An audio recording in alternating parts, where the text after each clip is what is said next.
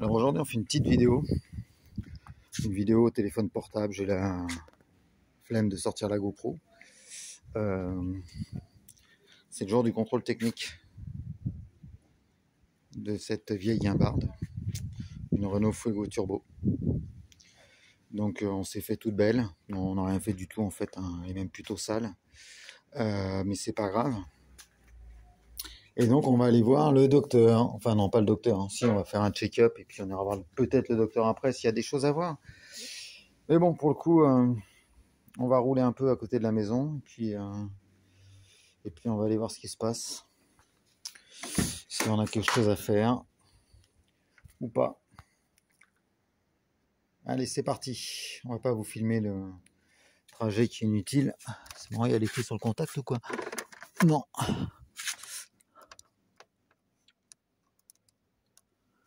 Pourquoi il clignote lui? Clignote comme ça, on sait pas pourquoi.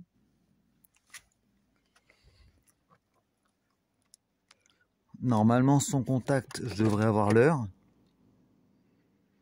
Bon, allez, on va au contrôle technique, on verra après, hein. Chaque jour suffit sa peine, comme diraient certains.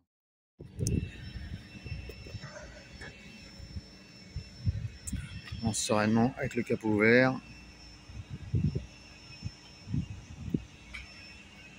Faut pas l'embêter.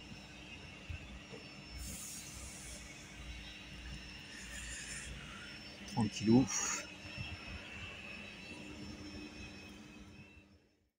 Là, c'est la pollution, c'est le moment. La vieille guimbarde. Pollue ou pas?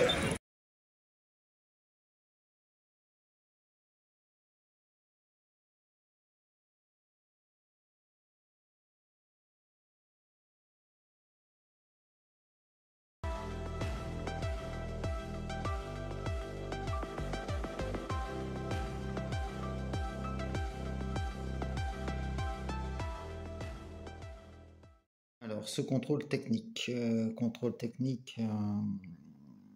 en fait, ça c'est le contrôle technique de l'achat. J'ai surligné pour voir les corrections que je devais faire.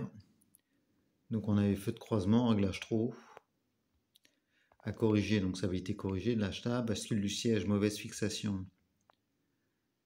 Donc, ça bascule les dossiers. Ils avaient refait une bidouille. Ceinture, mauvais fonctionnement arrière gauche, ça je dois avouer que ça avait été corrigé. Puis le flexible de frein avait été changé, détérioration. Il nous restait donc crémaillère, sortie, défaut d'étanchéité, ça on l'avait corrigé. Rotule, c'était les soufflets, j'avais changé les soufflets de direction. Lave-glace, non fonctionnement, forcément j'avais réparé. La glace, où il y a bien longtemps je l'ai changé, la glace du feu, en enlevant juste la glace, hein, et sans pour autant changer le feu, qui est compliqué sur une Fuego Turbo, puisqu'il y a les lave-glaces, enfin les essuie-glaces, donc c'est difficile de trouver ce modèle-là de feu. Les anti-brouillards avant qui ne fonctionnaient pas, voilà, réparé. Nez vérin pour la porte arrière changé. Le siège, je l'ai changé il y a 4 ans. Moteur, défaut d'étanchéité. C'était le turbo en fait. C'était le tube de sortie d'huile qui avait le joint défectueux. Donc ça, j'ai changé le joint du turbo. La boîte, on voit, c'était le câble de compteur. Donc j'ai une vidéo sur le changement du câble de compteur et c'était un peu la cata, mais du coup ça a marché. Et flexible de frein, je les ai changés à l'arrière. Les disques arrière, je les ai changés. Entre temps, j'ai aussi changé les avants et les plaquettes. Et puis les roulements de roue, ça je les ai fait changer parce que j'ai aucune idée de comment on fait, il faut une presse. Voilà, et aujourd'hui, on a un contrôle technique qui, je suis bien content du jour, là, qui est donc favorable et qui a 0 défaut. Voilà.